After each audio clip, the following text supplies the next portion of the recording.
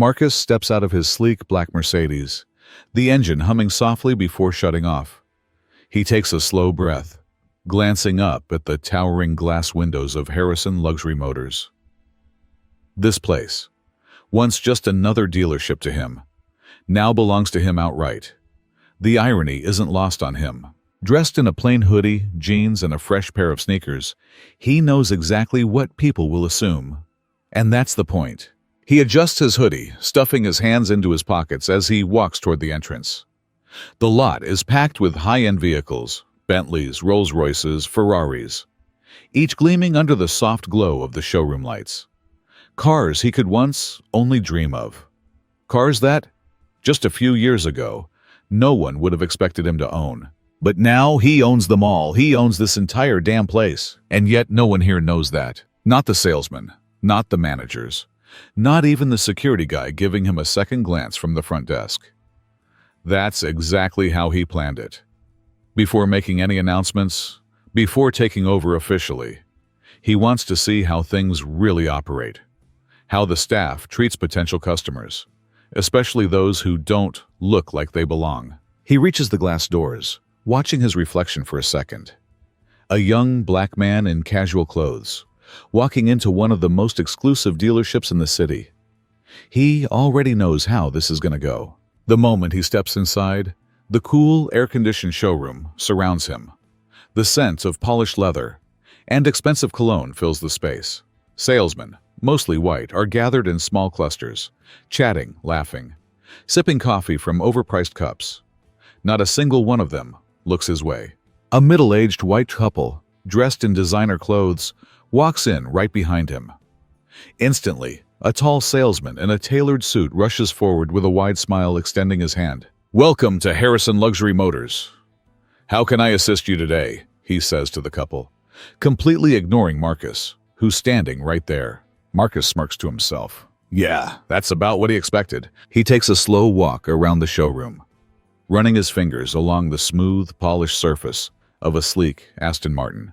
He knows this model inside and out. He literally signed off on its latest shipment last week. Still, no one acknowledges him. He watches as the same salesman who greeted the white couple gestures excitedly toward a Bentley, explaining its features with enthusiasm. Another salesman joins in, laughing at something the man says.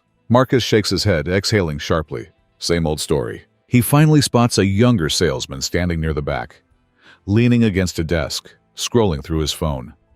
Maybe he'll be different. Marcus approaches him. "Hey man, got a minute?" The salesman barely glances up before sighing, slipping his phone into his pocket. "Yeah?" Marcus nods toward a sleek red Ferrari. "Can I get some details on this one?" The salesman eyes him up and down, his expression unreadable.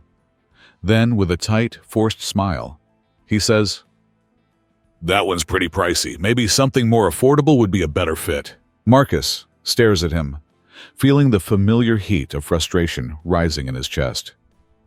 "Oh, this is going to be fun." From his office on the second floor, Tom Whitaker watches the showroom with a sharp, practiced eye. Years of running Harrison Luxury Motors have made him an expert at spotting real buyers from the time wasters. And right now, he's sure as hell looking at a time waster. Down below, a young black guy in a hoodie and jeans moves between the high-end cars, running his hand along the polished curves like he actually belongs there. Tom barely holds back a scoff. This isn't some used car lot. This is the most exclusive dealership in the city. The kind of place where clients don't ask for discounts. They ask how soon their custom order can arrive. The kind of place where deals close over $500 steak dinners, not price negotiations. And this kid, he doesn't fit. Tom leans forward, watching as Marcus stops beside a Ferrari, casually studying the price tag like he's serious. Ridiculous. Unbelievable, Tom mutters under his breath. A junior salesman, Ethan, stands nearby, halfway through scrolling his phone when Marcus approaches. Tom watches as Ethan gives the kid a once-over, then barely suppresses a sigh before tucking his phone away. The exchange is already playing out exactly how Tom expected. And then Ethan makes a mistake. He actually starts talking to him. Tom's jaw tightens. Waste of time. Pushing up from his chair, he strides out of his office and down the glass-paneled staircase. His polished loafers click against the tile, each step carrying the weight of authority. As he reaches the floor, He catches Ethan's eye and subtly shakes his head. Ethan immediately understands the signal. Don't waste your time. Move on. Marcus is still asking questions about the Ferrari, but Tom doesn't care. This isn't a guy who's going to walk in here and drop 6 figures on a car. If he was serious, he'd be dressed like the real buyers, the doctors, the CEOs, the trust fund kids. Not some wannabe baller, who probably came in just to take selfies next to the cars. Tom walks past another salesman and, in a low voice, mutters, "Don't bother. He's not our kind of customer."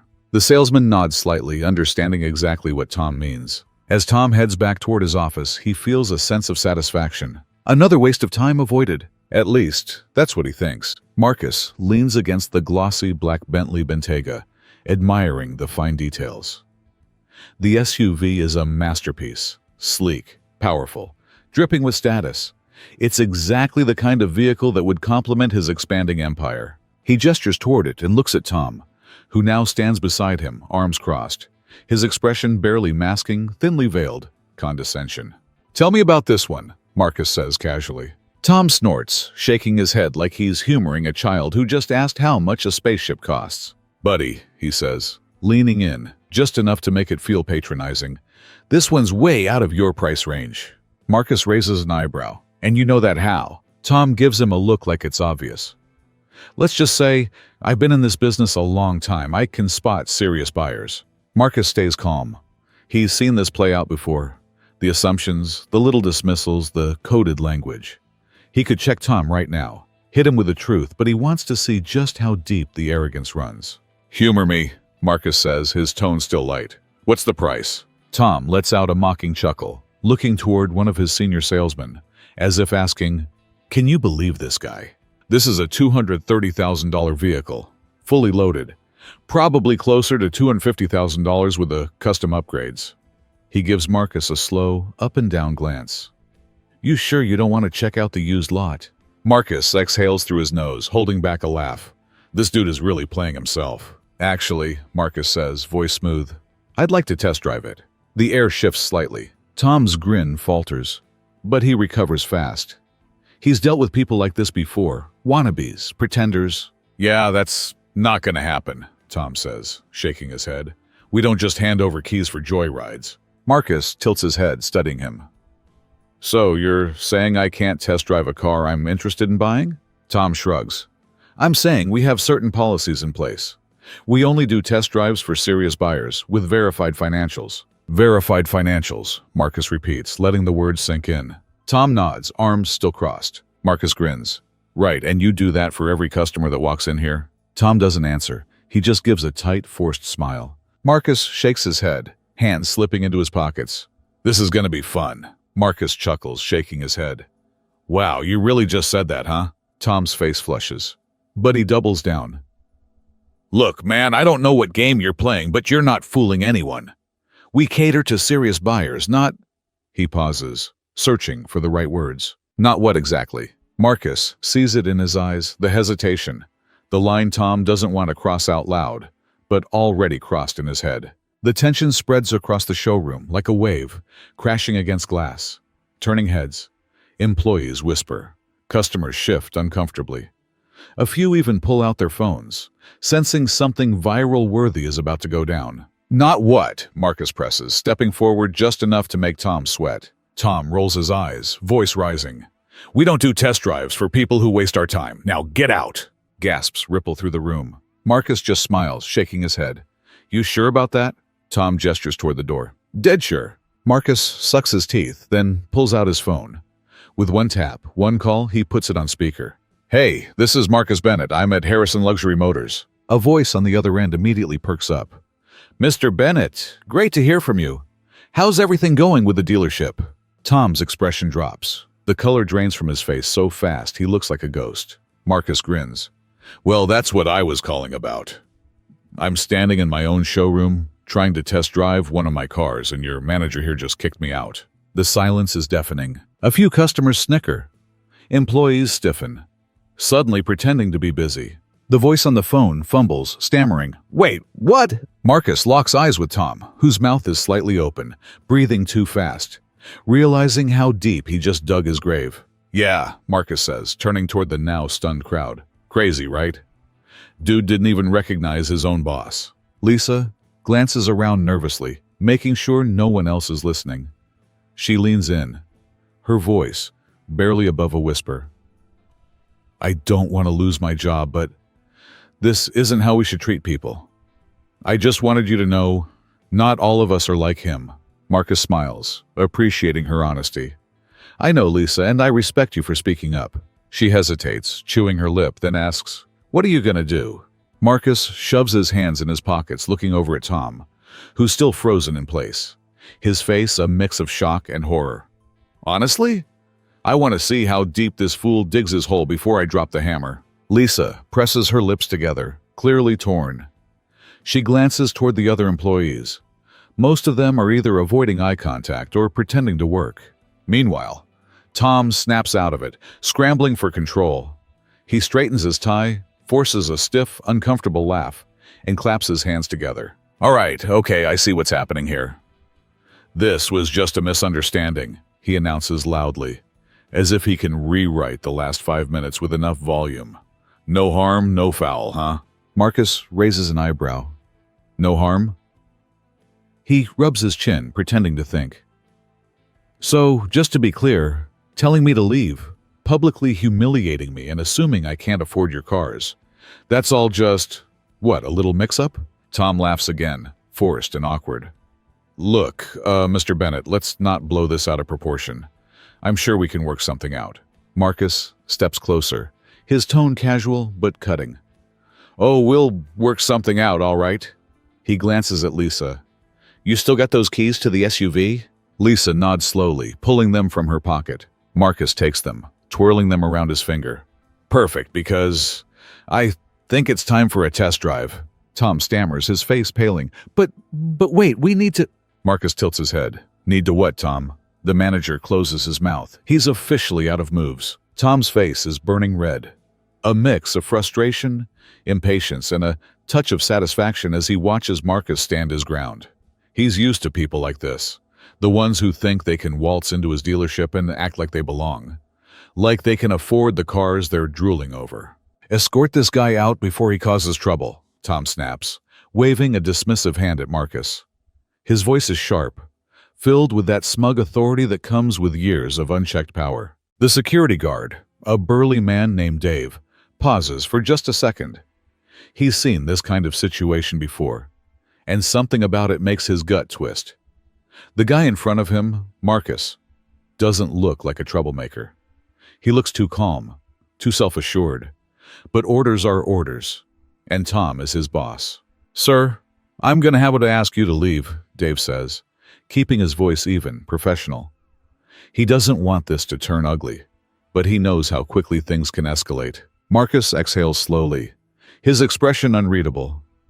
He's dealt with this exact scenario more times than he can count. Being underestimated, dismissed, treated like he doesn't belong.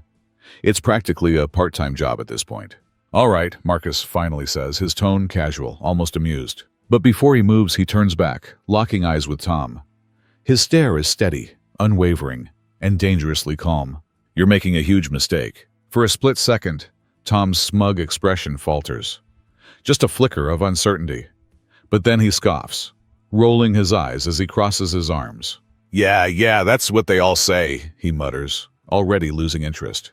Marcus lets out a small chuckle, shaking his head as he steps toward the door. The air in the showroom feels heavy, charged with the weight of something about to break. Lisa, still standing near the sales desk, watches it all unfold with a tight knot in her stomach. She has a bad feeling, like she just watched Tom dig his own grave and didn't even realize it. As Marcus steps outside, he takes a slow, deep breath, letting the warm air wash over him. He glances at his watch. It won't be long now. Inside, Tom dusts off his hands like the problem has been dealt with, already turning back toward his office. But business is about to be the least of his problems. The glass doors of the dealership swing open, and a group of corporate executives strides in, their presence commanding attention. Their polished shoes click against the showroom floor, their tailored suits crisp and intimidating. Every conversation in the dealership stalls. Customers glance over, sensing the shift in energy. Employees straighten up, some exchanging curious looks. Tom, ever the salesman, immediately perks up. This is his moment. The bigwigs have arrived, and he needs to impress them. If they see how efficiently he runs the place, maybe, just maybe, he can finally push for that regional manager promotion he's been eyeing. He quickly smooths down his tie, squares his shoulders, and plasters on his best smile. "Gentlemen, welcome!" he calls out, stepping forward eagerly, already planning the speech he'll give about how well he's been handling things today. Maybe he'll even throw in a joke about having to deal with time wasters to show them he knows how to keep the dealership's reputation intact. But something's off. The executives don't even acknowledge him. They walk right past him, not even a nod of recognition, heading straight toward the one person in the room Tom would have never expected.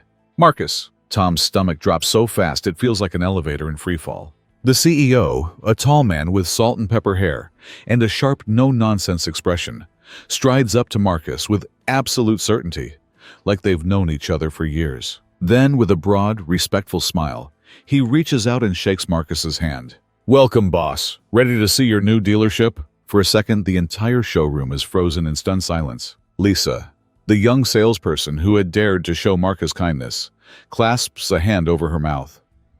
The security guard, Dave, winces so hard you'd think he got hit in the gut. Customers glance at each other, whispering. A few even pull out their phones, sensing something viral-worthy is unfolding before their eyes. And Tom looks like he just got smacked upside the head with a brick. His mouth opens, closes, opens again, but no words come out. He tries to speak, tries to form some kind of logical explanation for what's happening. But his brain is a scrambled mess of panic and disbelief. This can't be real. Marcus, the boss? The guy he just humiliated, dismissed, and ordered security to remove? No. His heart is pounding. His palms are sweating. His mind is racing through excuses, through explanations, through anything that could possibly save him. But Marcus isn't even looking at him. No, Marcus is cool as ever, standing there with that same calm confidence he had all along. And now he's smirking. "Yeah," Marcus finally says, his tone casual, almost amused. He glances at Tom, eyes sharp and knowing. "I think it's about time I take a good look at how things are run around here." Tom's face goes pale. He knows, without a doubt, his career is about to crash and burn. Tom's entire demeanor shifts in an instant. His smug confidence, the arrogance that had been radiating off him just moments ago, disintegrates like ash in the wind. He stares at Marcus, blinking rapidly, as if his brain is struggling to process reality. His mouth opens, but for a few agonizing seconds, nothing comes out. Finally, his voice cracks as he stammers, "Wait, you're the new owner?" Marcus just tilts his head slightly, letting the silence stretch. The weight of the moment settles over the entire dealership. Employees and customers, every single person who had witnessed Tom's blatant disrespect, watch in stunned silence. Some of them glance at each other, barely containing their shock. Others keep their eyes glued to Tom, fascinated by his sudden unraveling. Lisa, the young salesperson who had tried to help Marcus, presses her lips together, trying not to smirk. The security guard shifts uncomfortably, clearly regretting following Tom's orders. Tom swallows hard, sweat beads on his forehead. "There's got to be a mistake," he mutters, forcing out a weak chuckle. This is some kind of joke, right?" The CEO steps forward, his expression icy. "No joke. Marcus Bennett is the new owner of this dealership. And from what I just witnessed, you've made a complete fool of yourself." Tom's stomach plummets. His mind races through every single moment of the last 10 minutes.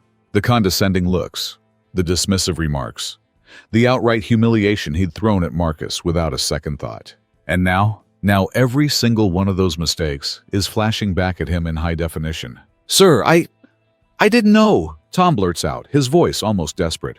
Marcus finally speaks. "Didn't know what?" His tone is calm, collected, deadly.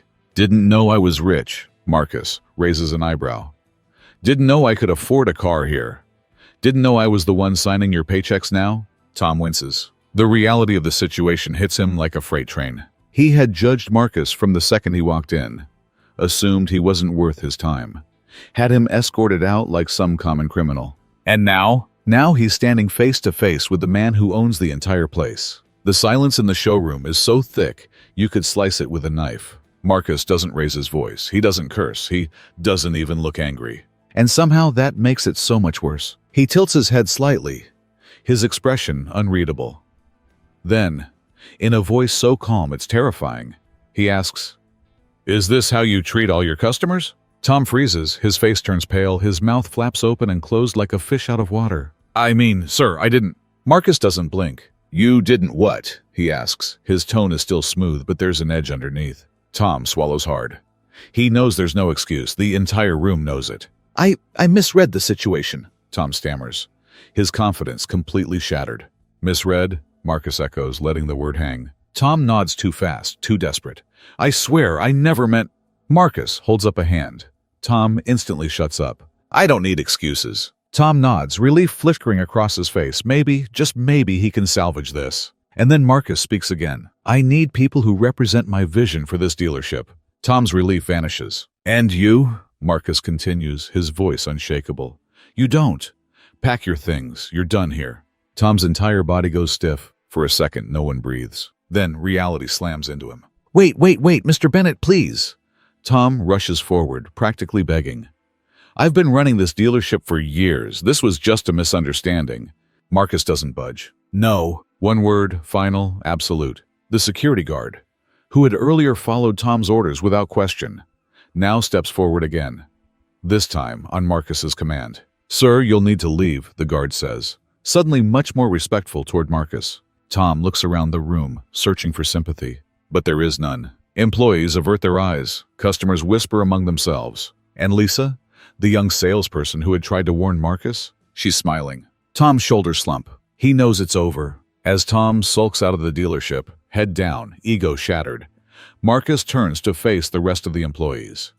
The tension still lingers, thick and heavy in the air. Then, with a slow, deliberate breath, he claps his hands together. One sharp sound.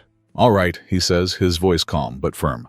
"Let's talk about what happens next." Eyes dart toward Lisa, who stands there, wide-eyed, half in shock. "Lisa!" Marcus calls, his tone shifting to something warmer. She straightens, unsure what to expect. "You were the only one who treated me with respect from the start," he says, his gaze steady.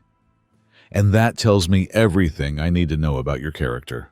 Lisa swallows hard, her heart pounding. "So, congratulations," Marcus continues, his lips curling into a small smile. "You're the new sales manager."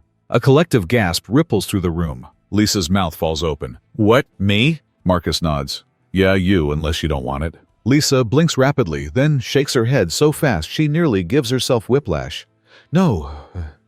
I mean, yes. I mean, thank you." The employees exchange wide-eyed glances, the weight of the moment sinking in. This isn't just about one promotion. It's about everything changing. Marcus crosses his arms, his expression turning serious again. "And to be clear," he says, scanning the room, "this isn't the only change happening here." A hush falls. "This dealership is about to go through a full transformation," he continues.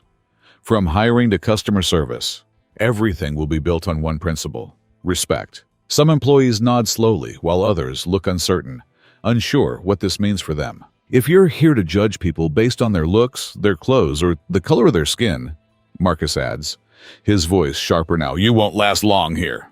Lisa grins, standing a little taller. A few employees exchange nervous glances. Marcus claps his hands again. "Now let's get to work." And just like that, a new era begins. Tom's downfall is swift and merciless. By the next morning, local news stations are blasting his name across headlines. "Luxury car manager fired after humiliating new black owner." "Racial bias cost dealership executive his job." The comment sections explode. Serves him right. This is why businesses need diversity training.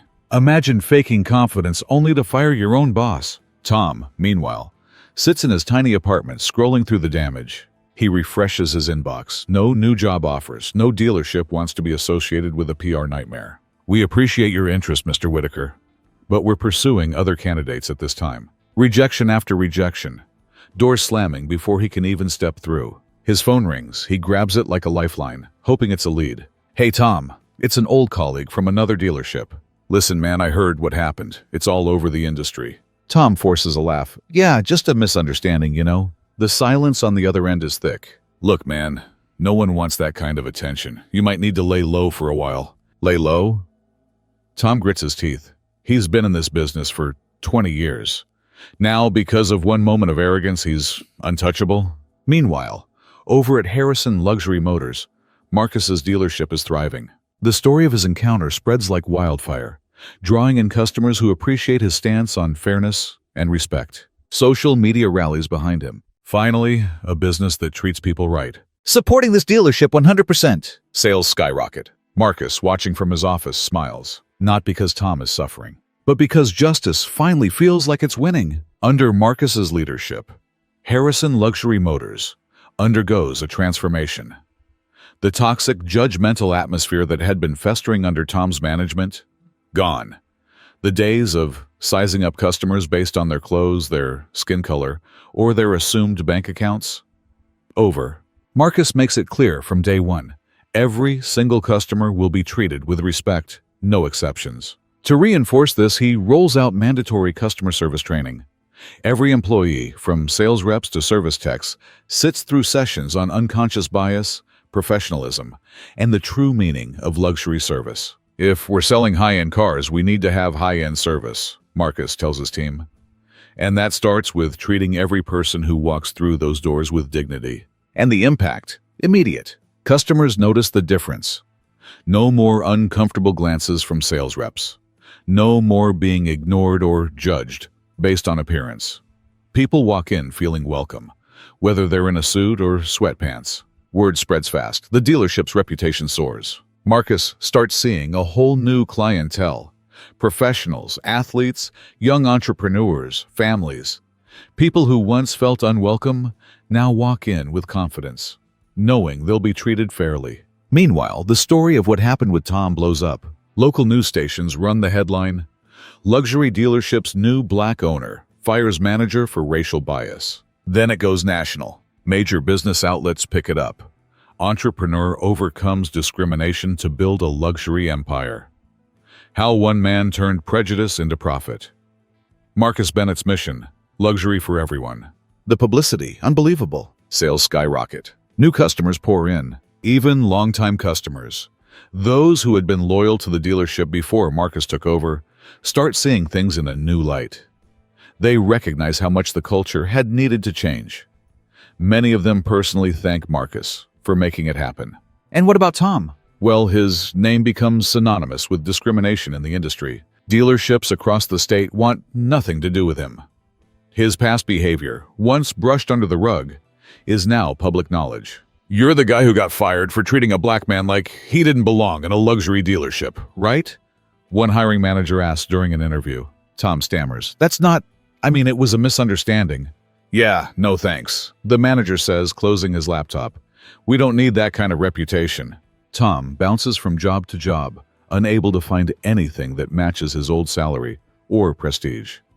The power he once held, the arrogance he wore like armor, all gone. Meanwhile, Marcus's dealership continues to thrive. Under his leadership, Harrison Luxury Motors doesn't just sell cars.